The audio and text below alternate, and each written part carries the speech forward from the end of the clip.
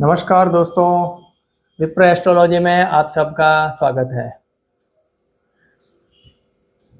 आशा रखता हूँ आप सब बहुत खुश और अच्छे होंगे। मैं भी सब ठीक ठाक हूँ और आप सब लोगों का प्यार बहुत मिल रहा है। बहुत सारी अच्छी कमेंट्स आ रही है और बहुत सारे लोग सब्सक्राइब भी कर रहे हैं।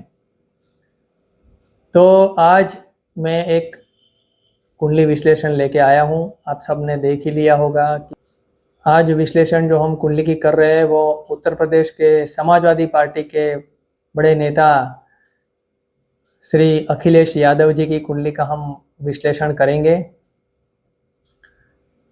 तो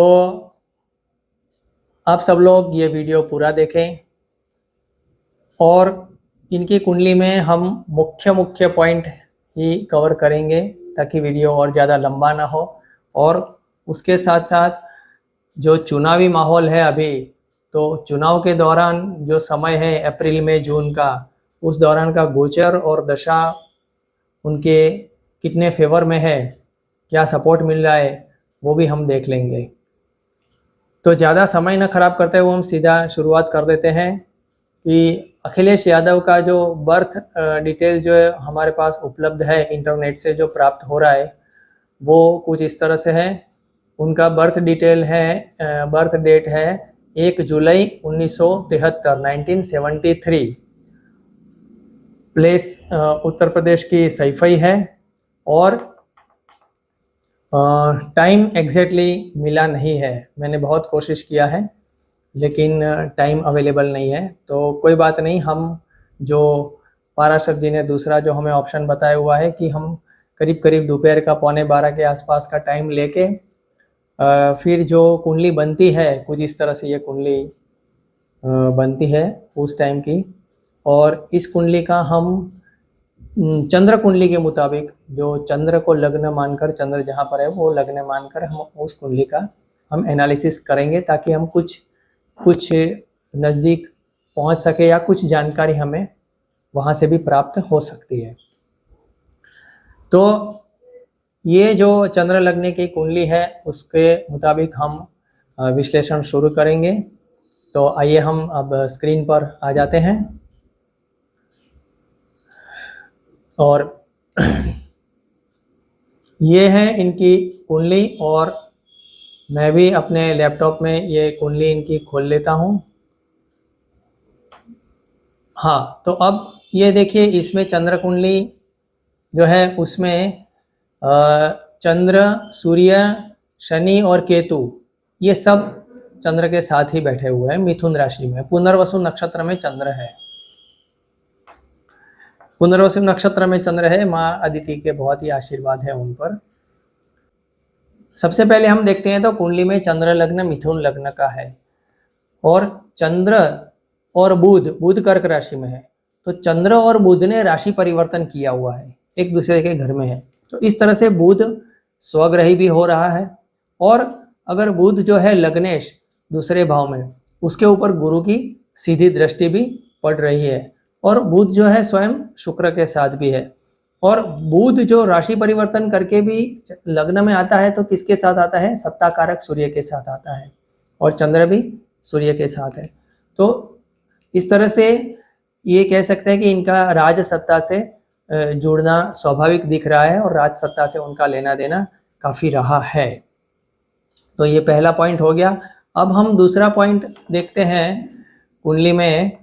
तो दूसरे भाव से जब हम फैमिली या कुटुंब देखते हैं तो कुटुंब भाव में भी शुक्र और बुध एक साथ है और दोनों पर गुरु की कृपा दृष्टि है। बुध जो है वो चतुर्थ भाव का भी स्वामी है और उसने चंद्र के साथ राशि परिवर्तन भी किया है और फिर से वही गुरु की दृष्टि है और सूर्य के साथ है। तो यहाँ से भी ये कॉम्बिनेशन, वही कॉम्बिनेशन हमें ये भी दिखाता है कि जो परिवार है वो राज सत्ता से जुड़ा हुआ परिवार उनको प्राप्त हुआ है, ऐसे परिवार में उनका जन्म हुआ है। अब दूसरे भाव से हम वाणी भी देखते हैं तो वाणी का कारक तो बुध है और वो दूसरे ही भाव में, वाणी के भाव में भी बैठा हुआ है। वाणी का भाव सिर्फ बुध नहीं है, शुक्र भी बुध वाणी का कारक कहलाता है, गुरु भी वाणी का कारक है। तो ये गुरु की दृष्टि है बुध स्वयं बैठा हुआ है और शुक्र भी बैठा हुआ है साथ में। तो यहाँ पे जो वाणी भाव है, दूसरा भाव, वहाँ पे बहुत शुभत्व प्रदान हुआ है, शुभ ग्रह बैठे हुए हैं, बुध, शुक्र और गुरु की दृष्टि। तो उनकी वाणी हमेशा एकदम सौम्य और एकदम क्या बोलते हैं कि उनकी वाणी में सौम्यता दिखती है, झलकती है, और उनका गुस्सा भी होता है तो भी उनके चेहरे पर हंसता हुआ फेस दिखता है। और जब वो बोलते हैं तो वाणी में ज्ञान और बुद्धिमत्ता दोनों का मिश्रण भी देखने को मिलता है, क्योंकि बुध है और गुरु की दृष्टि है तो ज्ञान भी दिखता है। तो ये इनकी वाणी पर बहुत ही अच्छा प्रभाव है, फटाफट जवाब देते हैं, हाजिर जवाबी है, बहुत ही तुरंत क्विक, ऐसा सुपर डुपर रिप्लाई देते हैं कि सामने वाला सीधा चित्त हो जाए, और वो हमें देखने को मिलता है जब वो बहस करते हैं। तो अब हम इनका जो बहुत इंपॉर्टेंट जो मैं देखता हूँ धर्म कर्माधिपति योग हर किसी की कुंडली में, तो ये हम देखते हैं। इसमें भी बहुत ही सिंपल है, देखिए तो चतुर्थ भाव केंद्र का इसका मालिक बुध है, और पंचम भाव त्रिकोण तुला राशि, इसका स्वामी शुक्र है। तो चतुर्थ भाव और पंचम भाव का स्वामी बुध और शुक्र दोनों ही एक साथ है, और उसके ऊपर गुरु की कृपा दृष्टि पड़ रही है। तो इससे सीधा उनका धर्म कर्माधिपति योग बन रहा है, और गुरु की चतुर्थ भाव पर भी दृष्टि है और चतुर्थेश पर भी दृष्टि है। तो बहुत ही अच्छा धर्म कर्माधिपति योग बन रहा है, जो इनको जीवन में प्रगति दे रहा है और कार्यक्षेत्र में आगे ले जा रहा है। यहाँ से हम एक और भी चीज देखेंगे, हम जो इनके पिता मुलायम सिंह यादव जी भी पॉलिटिक्स में थे और बहुत बड़े राजनेता थे। अब थोड़ा सा हम नवम भाव से देखते हैं पिता के साथ उनका कैसा रहा, क्योंकि पिता के मार्ग पर चल रहे हैं, पिता की धरोहर वो संभाले हुए हैं। तो जो पिता का भाव का जो स्वामी है शनि, वो और पिता भाव का कारक सूर्य, ये दोनों एक साथ चंद्र के साथ लग्न में ही है, और उनके साथ केतु भी है। और ये दोनों जो पिता का स्वामी, पिता भाव का स्वामी, पिता कारक सूर्य, दोनों से गुरु अष्टम में बैठा हुआ है। तो यहाँ से हमें थोड़ा सा ये संकेत मिल रहा है, क्योंकि यहाँ पे दोनों सूर्य और शनि दोनों पर कोई शुभत्व नहीं है, और मंगल की दृष्टि पड़ रही है उस पर। तो यहाँ पे ये हमें थोड़ा सा मिल रहा है इंडिकेशन कि पिता के साथ उनके डिफरेंस ऑफ ओपिनियन बहुत रहे होंगे, वैचारिक मतभेद बहुत रहे होंगे।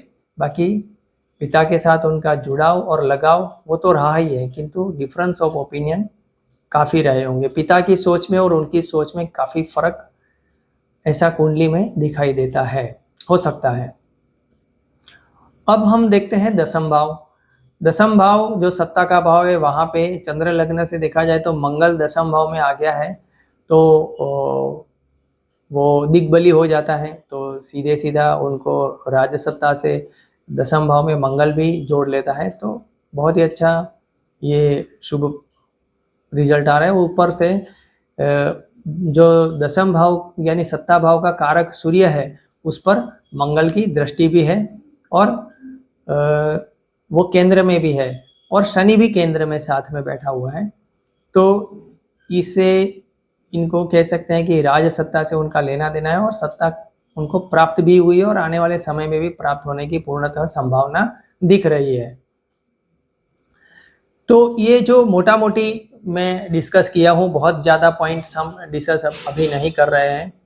तो ये मोटा मोटी उनका डिस्कशन मैंने किया है कि राजकीय क्षेत्र में वो क्यों आए, कैसे आए।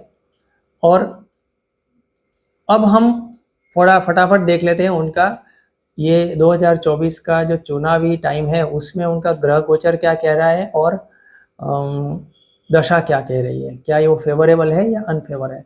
तो सबसे पहले हम देखते हैं तो जो गुरु ग्रह की बात करें तो गुरु उस वक्त करीब करीब कृतिका और रोहिणी नक्षत्र में रहेंगे, मई जून के आसपास। जून के बाद वो रोहिणी में भी चले जाएंगे, लेकिन कृतिका और रोहिणी में रहेंगे, मोस्टली कृतिका में चुनाव के वक्त। तो ये उनके लिए कोई खास शुभ भी नहीं है और न कोई अशुभ है।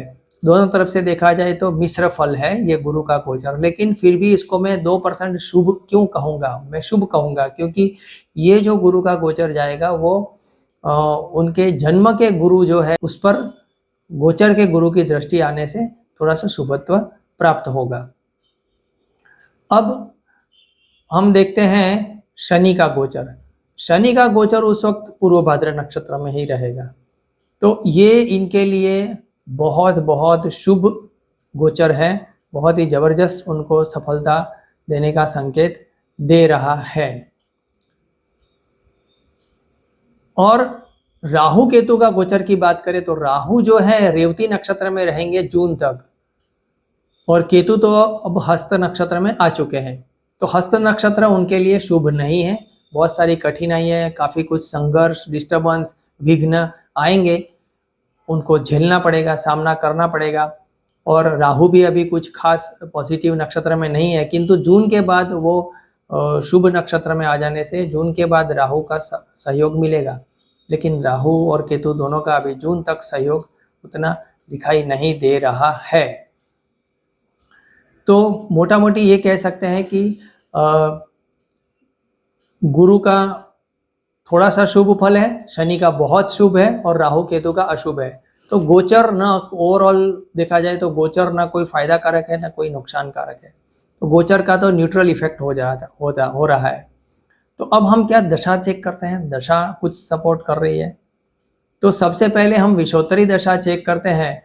तो विषोत्तरी दशा में उनको 21 अप्रैल से लेकर 13 नवंबर तक, ये 21 अप्रैल से 13 नवंबर तक ये पीरियड में शुक्र की महादशा में, शुक्र की अंतरदशा में, शुक्र की प्रत्यंतर दशा, यानी शुक्र में शुक्र, सब कुछ शुक्र ही चलेगा।